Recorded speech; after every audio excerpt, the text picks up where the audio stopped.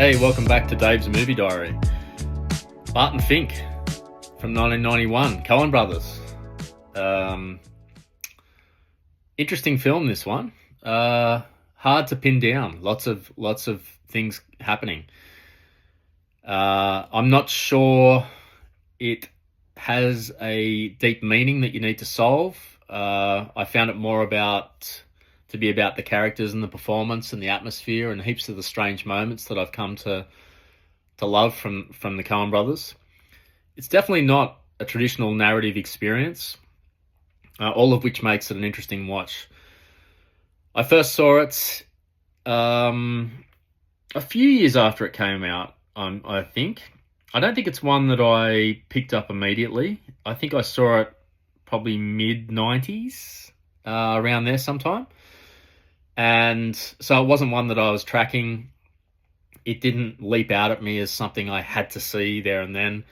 I didn't see it as I watched this one on my own back then, as I did this time.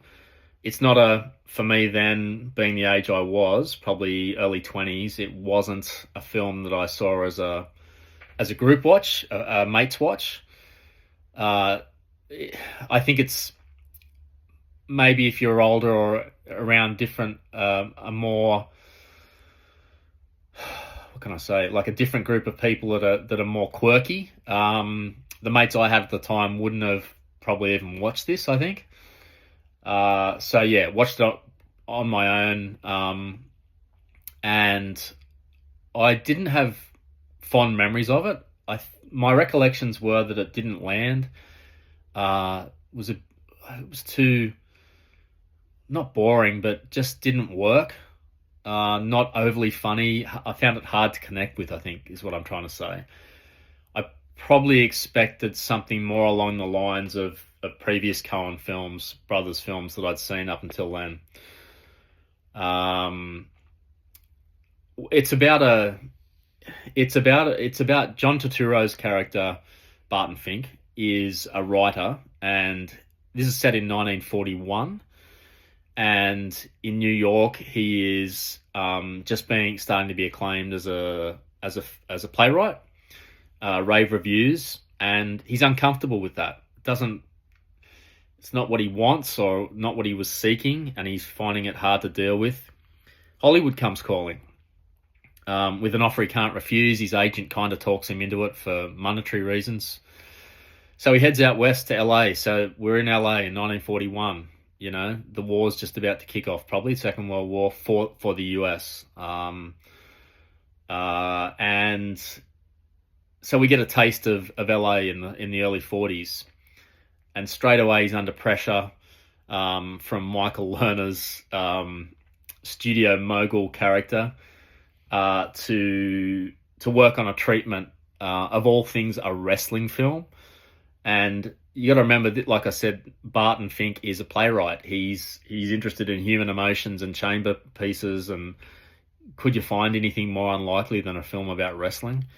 And so that's what he's thrown into. There's big expectations from the studio, from Michael Lerner's character, Jack Lipnick. And he's pitched into it. He's holed up in a shabby hotel with Steve Buscemi's Chet character as the hotel manager, loose term there. And there he is. He's got his typewriter, and he's pretty soon pitched into a serious case of writer's block. And he gets interrupted by one of his neighbors, played by John Goodman, playing the role of Charlie, who's doing what John Goodman does: over the top, emotional, oversharing, struggling. And these two form an unlikely friendship over the film's length, through various twists and turns. And what we're really treated to is Barton Fink's experience as a writer over this week-long period. And the film looks at Hollywood. It looks at the writing experience, being artistic. And then it throws all sorts of other things in there. It throws a murder mystery in there, and all these edgy psyched up characters that are all incredible. But the film's doing a lot, and I still don't feel that the film is really about anything in particular. Maybe apart from the writing experience, and that's in tune with most Coen Brothers films that just lay it out for you and leave it to you, like Fargo, Raising Arizona, The Big Lebowski. All of them are really entertaining in a Tarantino kind of way, and similar to him, I feel like it's just a slice of life and characters, and that's about it. And this one fits into that for me. So I think the performances are incredible throughout, and the key to this and what really make it work. John Turturro as Barton Fink, he's in just about every scene, and the movie is about him. His name's in the title, Barton Fink. And it's about his experience as a writer. His internal emotions are portrayed brilliantly by Turturro. He's got one of those fantastic elastic faces that convey so much emotion.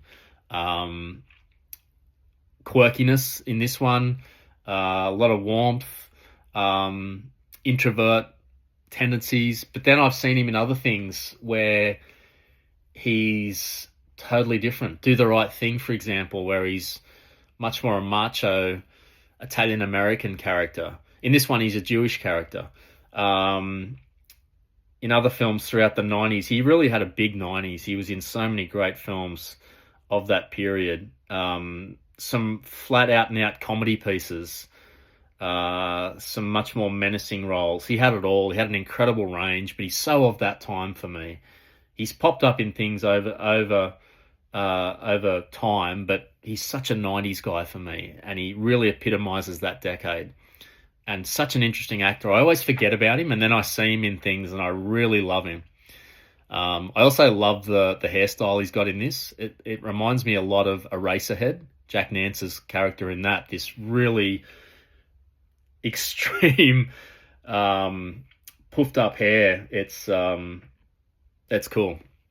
John Goodman slowly takes over the film in this one. He starts out as a really annoying character, but I soon empathized with him and grew to really like him. So unstable. John Goodman's he brings the big fat guy energy, the Roseanne energy, likable. Eventually in this one, unpredictable, swigging from a bottle of liquor a lot, driving his behaviour.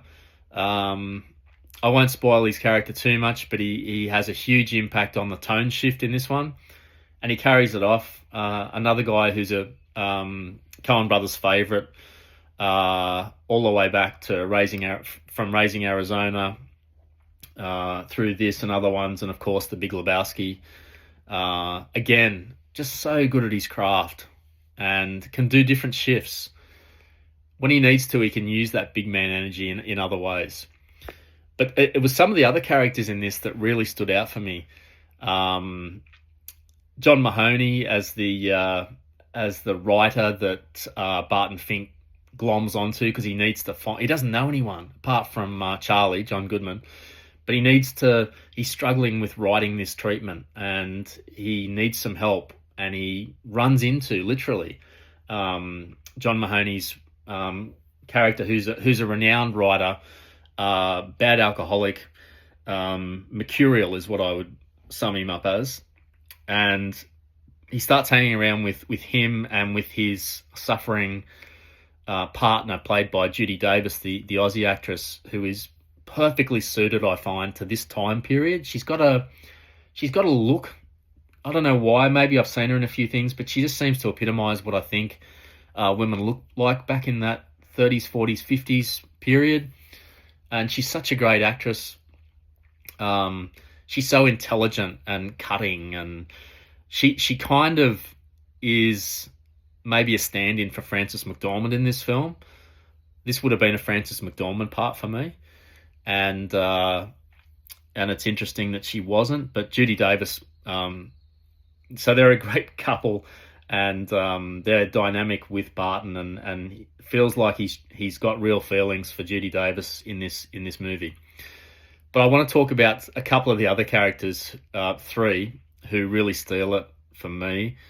The first being Michael Lerner as Jack Lipnick. The first time you see him, again, he's a big man. He just steals every scene he's in this as the mogul. His whole look, he's got a comical look. He's just got this face that, with his hawk-like nose and his little eyes and his manic energy that he brings to everything, and he always seems unsure of himself and very comic. The rapid-fire monologues that he rolls out in this film are gold. In a couple of key scenes, the initial meeting with Barton Fink, where he's just shooting from the hip and just laying out all the expectations, putting all this pressure on Barton Fink, but then pulling right back from it and saying, we know you're going to kill it, and building him up and continually builds him up throughout the film. Even when you think he's about to go for the jugular, he then shifts the other way and attacks someone else close to him, and Barton Fink is left unsinged. I particularly like the pool scene. It's crazy. He's got the traditional big Hollywood mogul house with the pool out the back. He's lounging around with a robe and these huge swimming trunks that are just like oversized diapers, and he's got all his flab hanging out, and he's fine with it. He's in total control. And I won't spoil the scene, but if you don't watch this film, try and find it on YouTube. It's incredible what he does in that. So he's got this huge theatrical energy, nearly cartoon-like, actually, when I think about it. So loved him. Steve Buscemi has a small role in this as Chet. He's only in a couple of scenes, but he's unforgettable. Brings that Buscemi uniqueness that everyone loves. The year before, Reservoir Dogs really was the breakout for him in a really far more cynical performance in that one, obviously as Mr. Pink. But in this one as Chet, the introduction to Barton Fink when he checks him into the hotel is so funny. It's like this guy's seriously unhinged. There's a screw loose. There's some kangaroos in the top paddock, as we Aussies like to say. And he doesn't do a whole lot in the film, but it's just enough to resonate with me. And last but not least, Tony Shalhoub as Barton's agent in Hollywood. Again, he seemed to pop up in lots of films like this, and was perfect in this role as this, again, a bit like Michael Lerner, just rapid-fire dialogue. You can hardly keep up, but if you can, it's gold. It just shifts the tone up and down all over the place. And Turturro's just keeps on having this look like he's seen a ghost. He can't keep up with the tone shifts with both of these characters coming at him, his agent and the studio head. He's continually knocked off balance. And there's a scene where Shalhoub crawls up on top of his own desk like a dog, and he's just completely out of control, and brings so much energy and dynamic acting performance. So I've already touched on a lot of the key scenes in the Hotel Earl, which is where most of the film plays out, in Barton's room, often with Charlie there with him, John Goodman, listening to Charlie's problems. Initially annoyed with the interruptions, but then increasingly welcoming those interruptions and looking forward to them, and the writing taking a second place in his life. Those interactions with Michael Lerner, with his ridiculous swimwear poolside, great elevator scenes in this one with the elevator operator, with his Stephen Wright delivery at each floor, just with Barton in there, having to, we're approaching floor 6. Floor 6 is here. Like, it reminded me of the teacher in Ferris Bueller with the Bueller repetition. some nice touches from the Coen brothers in this. I like it when Barton's looking through the Bible that's in every American hotel room, looking for inspiration or something to hold on to. Goes right to the start to Genesis and sees his own work start under Genesis. He types like 3 or 4 lines, and that's how Genesis starts off. A really quirky, cool moment. Love watching Goodman explode later in the film. He's got that big man energy to really crank it up when he needs it, and when he goes off, he really goes off. I really enjoyed. There's scenes later in this film where the hallway of the hotel is on fire, seemingly, but the characters are still moving around within it as though it's not there, and I love that. I love that artistic touch by the Coens. Something about that started to remind me of the Overlook Hotel in The Shining. I don't know why, but anyway. And the dancing sequence was an unexpected highlight. Watching John Turturro do anything is very, very entertaining. He's pretty tall, and he's gangly and a bit gawky, but he's committed, and he actually does a really good job dancing. Throws himself into it, does some moves. Tony Manero from Saturday Night Fever, he is not, but it's really, really a lot of fun, and I think I laughed out loud actually watching that. So yeah, the themes in this, the only ones I could see were it's a bit of ruminating on the artistic ego, the absurdity of Hollywood, writers' paranoia and isolation, and how difficult a job that is. Some nods to the delusion versus reality dilemma, but not something I think that needs a lot of decoding. I do think it's just a movie to watch and enjoy, and watch the ride and go on the ride with these characters. The style and the structure of it, it's very contained. I felt like it could have been a stage play. It's all inside hotel rooms or offices or hallways. It's really dialogue driven rather than plot driven for the main part. And the atmosphere really replaces that narrative momentum. And the film does have an interesting shift from realism, ultra realism, into more surreal elements towards the end. And a bit, I guess you feel a bit like Barton Fink. You're thrown off a lot in this film, and that's what keeps you engaged. So a lot of things worked for me this time round, and in comparison to the first time round, I really noticed how good the performances were, and got into a lot of the dialogue and the atmosphere of the hotel. I noticed the unease and the tonal shift, a lot of the surreal humor. Probably just paid a hell of a lot more attention this time. And I think it was the character energy over what the story does that worked for me today. Things that didn't work as well, it's still not a traditional story film, so you can sort of tune in and out of this one a little bit. I did find that. Can feel aimless at times.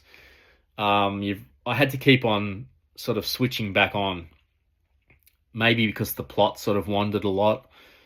And I think the absurdity of the film can feel a bit loose at times, especially on your first viewing. So maybe the second time round, I was more aware of what the film might be like, and I was ready for it.